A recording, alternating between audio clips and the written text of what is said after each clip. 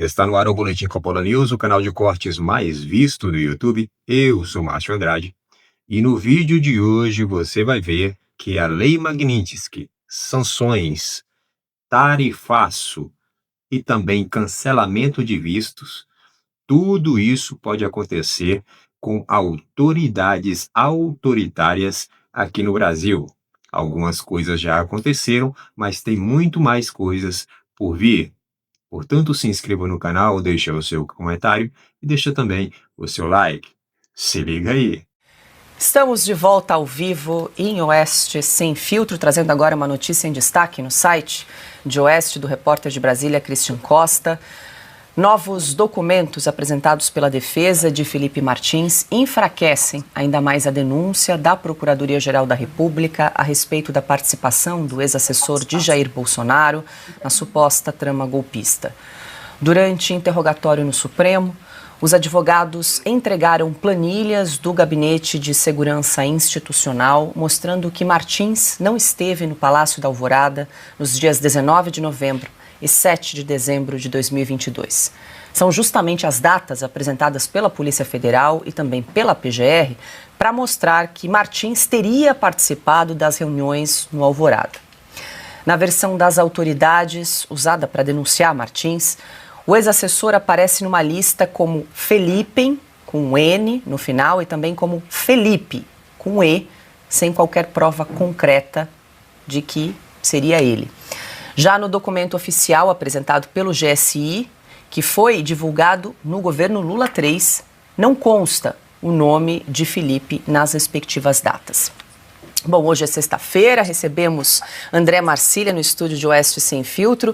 Mas, professor, boa noite, seja muito bem-vindo. A gente tem falado o seu nome aqui recorrentemente, porque todo dia tem assunto jurídico, e a gente acessa a sua página, que tem os comentários técnicos, as análises jurídicas, praticamente em tempo real, e a gente vai repercutindo ao longo da semana, mas é sempre muito bom tê-lo conosco às sextas-feiras. Seja bem-vindo. Obrigado, muito bom para mim também, e prazer estar aqui com vocês.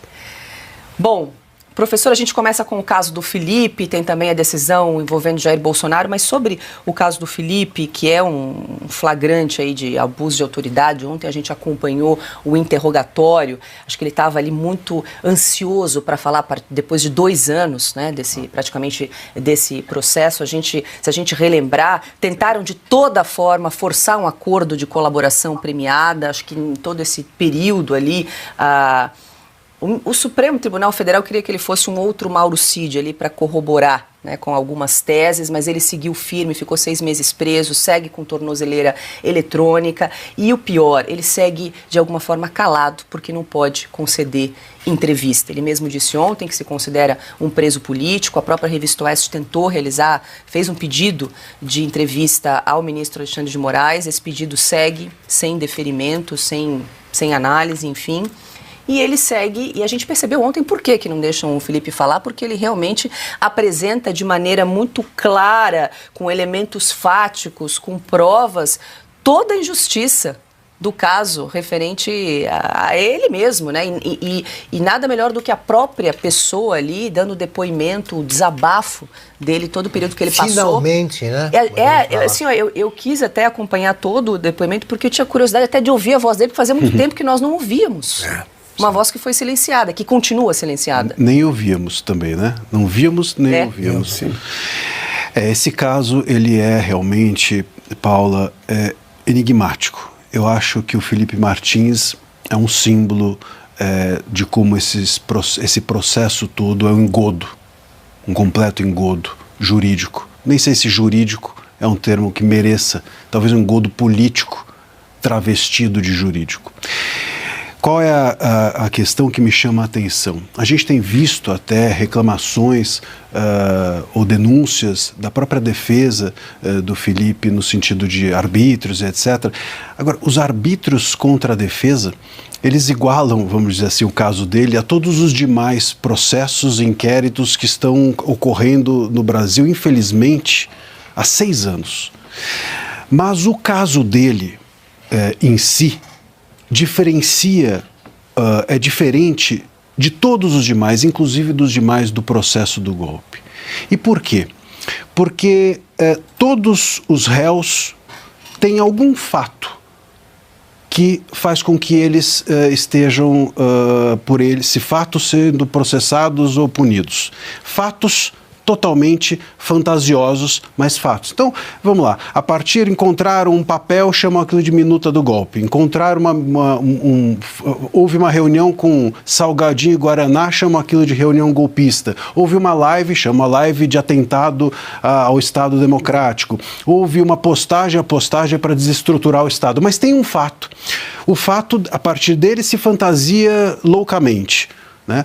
Mas o Felipe não tem o fato. Ele está sendo processado por um não fato. Ele está sendo processado por não viajar, por não estar, por não fazer, por não ir, por não editar a minuta que ele não mandou e que ele não viu numa reunião que ele não esteve. Então, assim, é isso que faz com que todos nós percebamos intuitivamente a injustiça desse caso. Mesmo quem não é do direito, mesmo quem não gosta do Felipe Martins, mesmo quem acha que houve um golpe, olha para o Felipe Martins e intuitivamente percebe que há uma injustiça flagrante, evidente, porque, novamente, está sendo processado ou punido, porque ele vem sendo punido nesses 2 anos ao silêncio e ao apagamento da sua história, por um não fato, ou por vários não fatos. Agora, Marcília, como a Paula lembrou, eles achavam que tinha encontrado um segundo Mauro Cid, que ele cederia, porque é um cara tranquilo, quieto e tal, vamos assustar esse cara, e ele não cedeu. E ele não cedeu. É por isso que ficou tanto tempo. A prisão dele me parece evidente que foi para delatar. Foi. Queriam um novo Mauro Cid, ou queriam um Mauro Cid turbinado. 2.0. Né? 2.0. E a verdade é que, curiosamente, embora o Felipe Martins seja um civil e o Mauro Cid um militar, o civil resistiu. Isso. O Mauro Cid, inclusive, o Felipe Martins, inclusive, seja mais novo que o Mauro Cid. O Felipe resistiu e o Mauro Cid não. O Mauro Cid embarcou na fantasia geral da República, da PGR, do STF, mas o Felipe resistiu. E essa resistência a delatar é que fez com que todo esse regime, ou esse sistema desmoronasse. E ao se desmoronar, constrangeu todo mundo. E ao constranger todo mundo, veio a necessidade de silenciá-lo, porque ele passaria a ser um denunciador ambulante de um processo que é um engodo contra ele e contra todos os demais. Um processo que está punindo as pessoas por exercerem a sua liberdade de expressão em lives, em posts, em reuniões, e etc, etc. Então o Felipe Martins, ele é um símbolo porque é intuitivo, mas ele é um símbolo também de resistência. E essa resistência que tem feito com que ele seja silenciado. É um silenciamento horrível, mas é também um silenciamento, a meu ver, muito corajoso e heróico.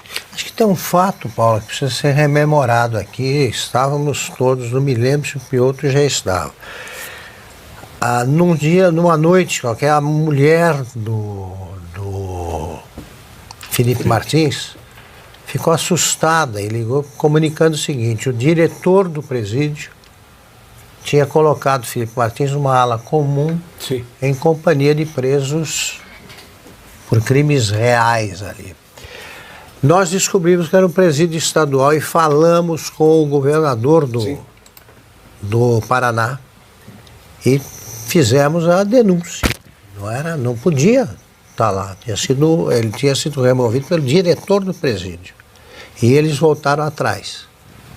Então eles tentaram assustar mesmo com a Solitária, a temporada da Solitária, e também colocando o Felipe junto com esses presos, e entre esses presos podia estar alguém disposto a prestar serviços aos carcereiros. E Augusto, se me permite, eu acho que nesse sentido, algumas pessoas têm dito, o processo contra o Felipe Martins é kafkiano. Eu discordo. Ou algumas pessoas também têm chamado de erro judicial, discordo.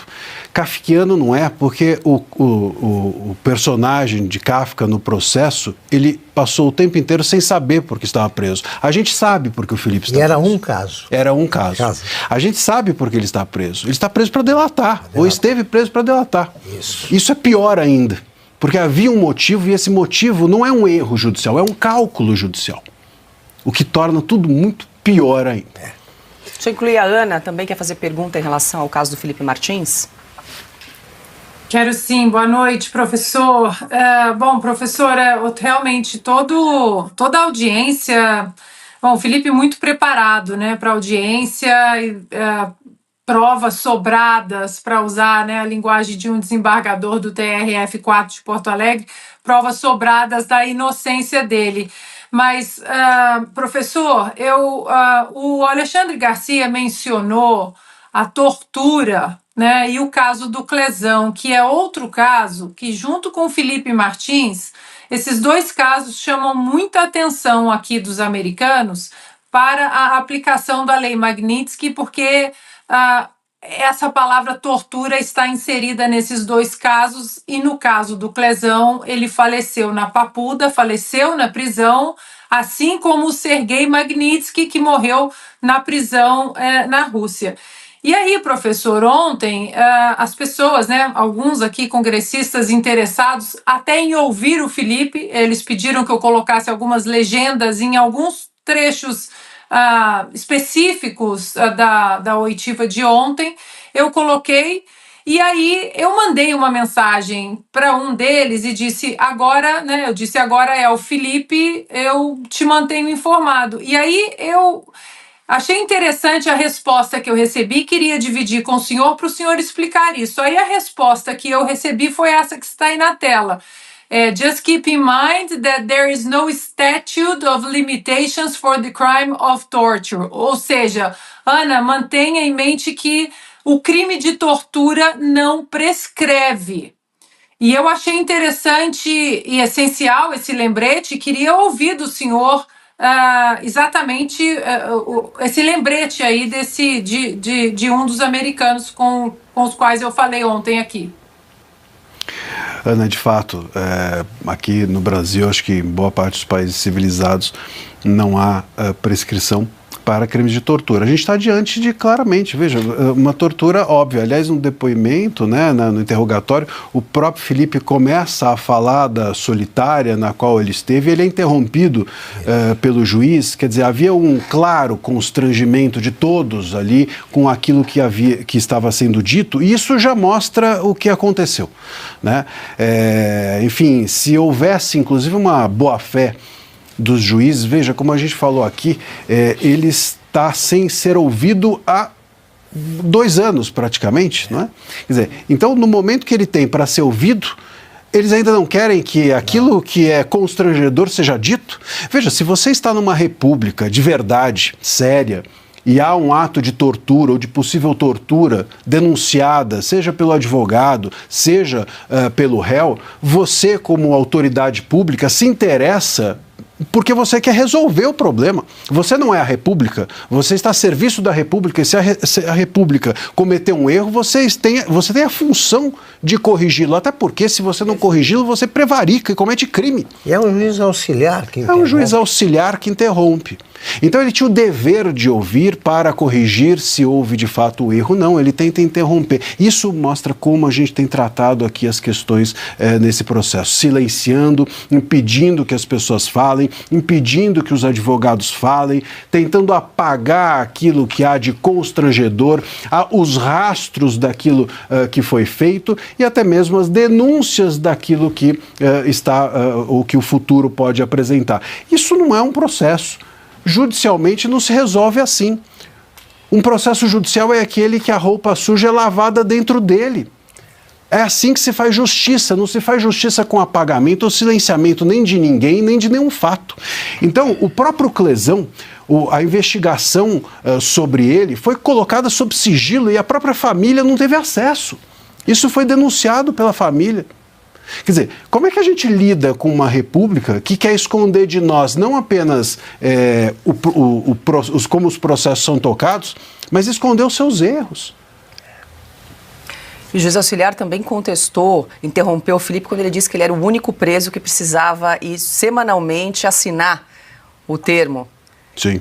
Ele falou, não, tem outros presos que também têm essa exigência. Ele disse, olha, eu até pedi para o juiz, pro Tribunal de Justiça do Paraná, a informação que eu tive é que eu era o único preso que tinha essa obrigatoriedade de semanalmente comparecer para assinar a lista. Aí você vê que o juiz está defendendo uma tese, está defendendo... O juiz não tem lado.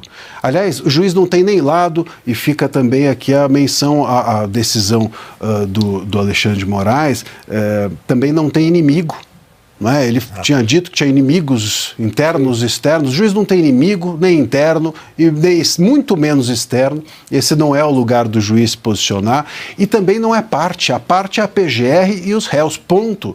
Então, se alguém diz algo, não cabe ao juiz atalhar e dizer, não, não é bem assim. Né? Quem tem que fazer isso é a PGR. Mas parece que tanto Moraes quanto o juiz auxiliar, enfim, todos que estão nesse processo envolvidos como juízes ou de alguma forma representando o STF, a sensação que a gente tem é que eles estão ali em defesa de uma tese. E isso é tudo menos um processo judicial. Bom, o Brasil está passando por um momento muito delicado. As instituições, o Poder Legislativo, o Judiciário, o Executivo, estão completamente perdidos e estão completamente prejudicados, sem credibilidade, e tudo isso por conta de ações de pessoas da alta cúpula desses poderes. Pois bem, os três poderes, o Poder Legislativo, o Judiciário e o Executivo, eles tendem a estar harmônicos. Pelo menos é isso que diz a Constituição, deveria ser harmônicos, né? Deveria ter um equilíbrio entre os três poderes, cada um fiscalizando o outro, né? Na questão dos freios e contrapesos. A própria Constituição diz isso, porém, na prática não é assim que funciona. O que a gente vê hoje no Brasil é justamente um poder sobressaindo sobre o outro. Então, o que acontece? Isso necessariamente vai refletir lá na ponta, ou seja, no indivíduo, no povo, na sociedade. Mas, ao que parece, as ditas autoridades não estão nem aí para esse negócio, né? Não estão nem aí para as instituições que elas próprias pertencem, né? Então, a coisa está em uma tônica de projeto, na verdade, já vem de muito tempo, aquela coisa do projeto de poder, do poder pessoal, né? Todas as ações são em benefício próprio ou em benefício da minha ideologia política, da minha visão de mundo. Então, essas pessoas que estão nessas instituições, elas arrogam para si todo esse poder e traz essa tônica de visão de mundo para dentro da própria instituição, né? E, obviamente, quando isso acontece, aí há uma corrupção própria, né, de corromper a própria instituição. Ou seja, o Brasil está em um patamar em que a alta cúpula que governa, que dirige o país, né, ou seja, o pessoal do Poder Executivo, começando pelo Presidente da República, aí tem o pessoal do Judiciário, começando lá pelo STF, aí tem o pessoal do Legislativo, começando lá pelo Senado, tem o pessoal lá da Câmara, são os deputados e tudo mais, no Senado e senadores. Então, tudo isso já está muito tem muito acúmulo de desonestidade, né, nessas instituições, né, por parte das pessoas que ocupam os cargos nessas instituições. Então, abre-se aí uma questão diplomática, né? O Brasil está passando por essa questão diplomática agora, nesse momento, por conta de ações justamente dessas autoridades, né? E aí eu falo dos três poderes, né?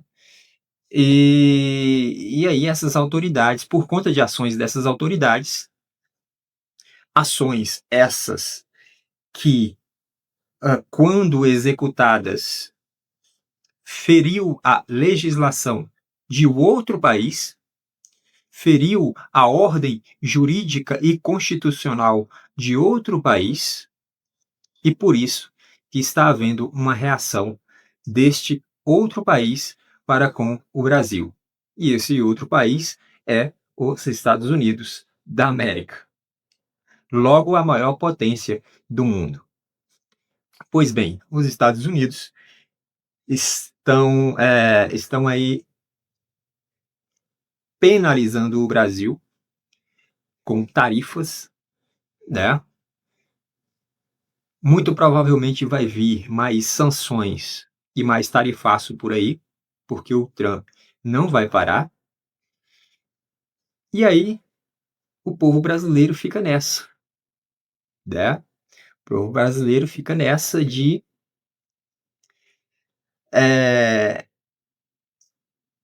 um país sem norte, né?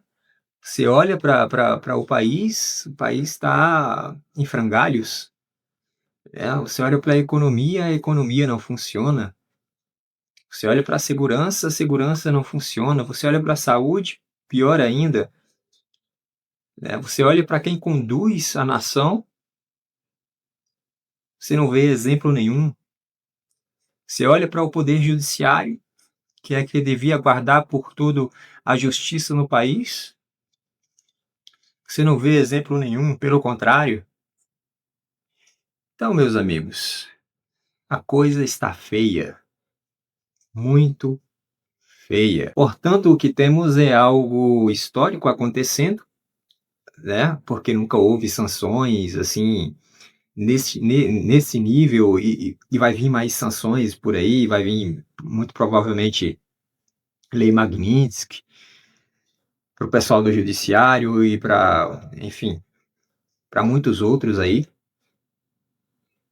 E isso é inédito, né? Isso nunca aconteceu assim. E ao que parece, a coisa está se enveredando aí para algo muito grande aí, de penalização em relação aos Estados Unidos para com o Brasil. É isso. Essa é a situação em que o Brasil se encontra, essa é a situação em que a população brasileira, a sociedade do Brasil, a nação brasileira se encontra. Por esse vídeo é isso, se inscreva no canal, deixe o seu comentário e deixe também o seu like. Até breve.